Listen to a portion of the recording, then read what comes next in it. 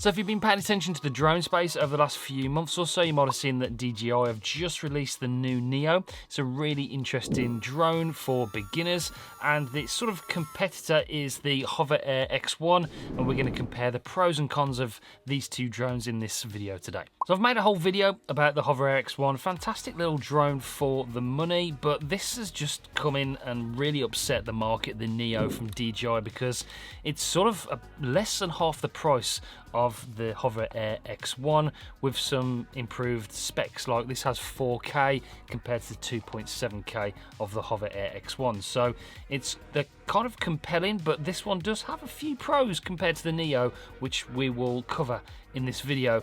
But quickly, this is a mini drone that has sort of shot effects on the top, which you select and it will fly away for you, do like a drone-y shot, for instance, a circle around you.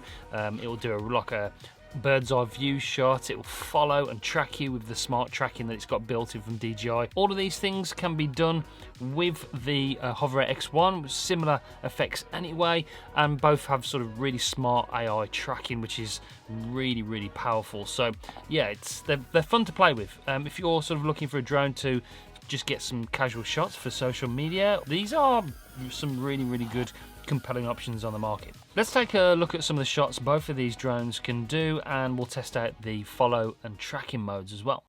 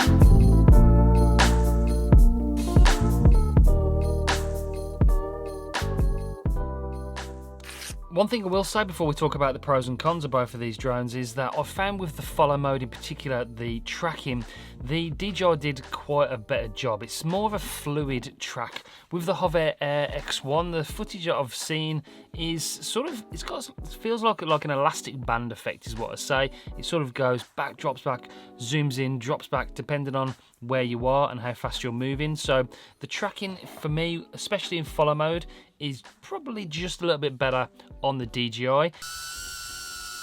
For me as well, the HoverAir X1 just seems to be coping with the wind a little bit better. Not too much, but just maybe a little bit. It's a little bit more steady.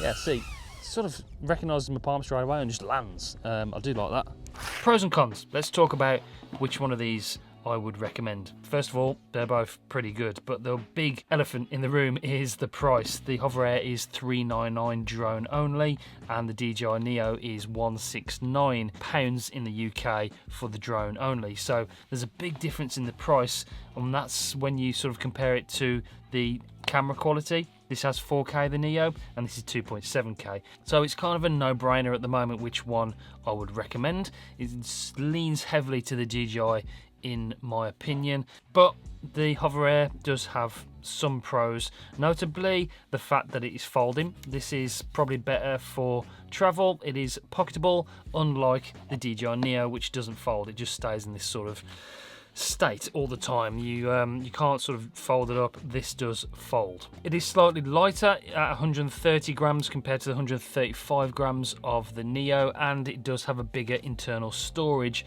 of 32 gigabytes compared to the 22 gigabytes in the Neo. The other thing is that the app is probably a little bit more beginner friendly. These drones are aimed more at beginners. The app is very fun, it's easy to use, easy to customize, and easy to navigate. The DJI app is good, but it's just slightly more advanced compared to the beginner app that you get on the HoverAir. The 2.7K might be good enough for social media, and it doesn't look bad, the image quality, but you're never going to beat 4K image quality. But that's where sort of the pros and the similarities end with these two drones. This is limited compared to the features this does have, notably the range. You can connect this to the NC2 controller, the motion controller, and the DJI FPV goggles, so you can get a 10K range out of this, so you can fly it like a normal drone as well. You can't do that with the HoverAir X1. It's limited to Wi-Fi connection, and it'll only go up to about 50 meters before it loses that connection. So that is a big disadvantage for the HoverAir. The battery life is bigger as well on the DJI Neo. This has 18 minutes compared to about 11 minutes on the HoverAir X1. The Neo has voice control. You can use it through the app and actually use your voice commands to control what this does. You can also charge the batteries in the drone, and this is a USB-C port at the back to actually charge the batteries in the drone, and you haven't got that with the Neo. You have to take the batteries out of this and charge them in their separate battery charger elsewhere, so that's a slight disadvantage as well. So those are the pros and cons really. When it comes to features, the Neo is packed full, and it has the better image quality, it has the better user experience, it has the better range, it has other options to control this and have fun and fly this thing. So the Neo really is a fantastic sort of beginner drone. But I've got to give some credit to the ZRENQUIRY Robotics. The HoverAir X1 has been out a long time. This was the first sort of tracking smart folding drone to be released. DJI have pretty much copied them with this, but they've done a better job at a cheaper price. They are releasing a new version of the HoverAir soon, so I'll be intrigued to try that out when it comes out. It's got some really high specs like 8K video, 2 different models of that as well, so this will be improved soon in the months and years to come. So it'll be an interesting battle between these two companies to see who can sort of win this mini drone battle over the next few years or so. But both great, but the price is just a little bit too expensive for the specs you get really with the HoverAir X1. The DJI Neo, for me, is the one to get at the moment. It's a great product. If you're new to the channel, please do make sure you subscribe, press the bell so you don't miss any future uploads. We'll be covering more on both of these drones coming up soon over the weeks and months, so stay tuned for that one. But until next time, if you like these kind of videos, check out this video here, and you might like this playlist of other tech stuff that I do on this channel as well. Make sure you subscribe, it really does help. Press the bell so you don't miss any future uploads. But until next time, I'll see you soon. Bye guys.